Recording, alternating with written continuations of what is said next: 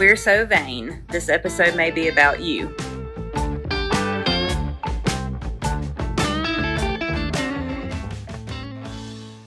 Welcome to We're So Vain, Episode 4. Today, Dr. Schull will discuss how we approach helping sort out vein symptoms. Thank you, Jade. Man, I love my job.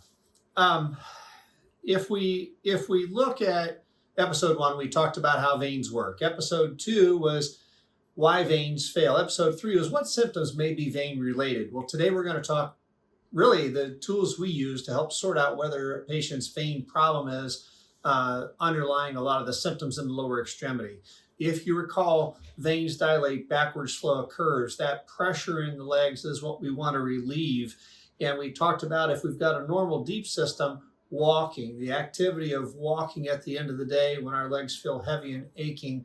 A normal deep system, every step we take lessens the pressure in the leg, and we use walking as a tool to help sort out what symptoms are indeed vein related. As soon as we stop walking, then that pressure builds again. So it's just a vicious cycle. At the same time, a lot of people have symptoms at the end of the day. Their legs are achy, they're heavy. They don't want to walk because of the way their legs feel. And I want people to understand that's the time to walk. You're not going to hurt anything by going ahead and walking, and chances are you're going to feel better.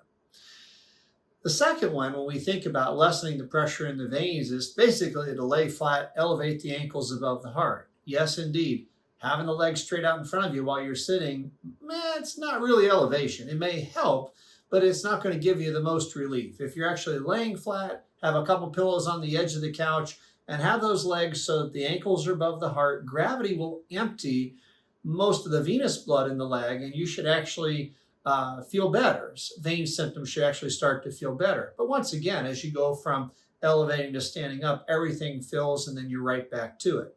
Again, walking and elevation, just two simple tools to help sort out whether the vein problem that you have, that hopefully was diagnosed with ultrasound, will respond to vein treatment. Last thing, and I think it's important, compression therapy.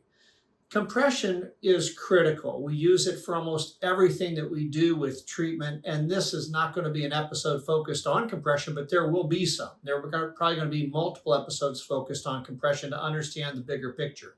But let's assume we've got the right dose of compression. That means the strength and the right style, meaning the height. That's tailored to a given patient's need. And a properly fitted, properly constructed compression stocking, and there's only 4 companies that make quality garments, and I will share them right now. Medi, Sigvaris, Juzo, and Jobst. If you're using any other garment, a copper fit garment, good luck, okay?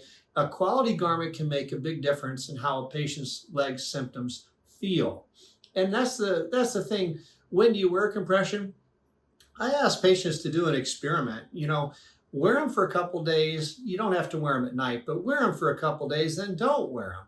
If you find that they offer a benefit, then how many hours can you go through the day before you start having symptoms? If you put the compression on, does it help relieve symptoms? Vein symptoms should respond to proper compression.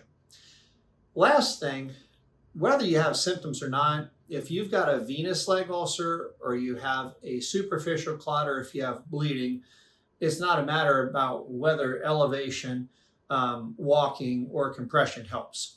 In those instances, you definitely should have treatment to help prevent further complications. Future episodes will spend more time on the role of compression, different styles of compression, but we'll also start talking about the complications of venous disease, including blood clots, blood clot management, etc. Thank you so much for paying attention and being part of this series. Bye-bye now.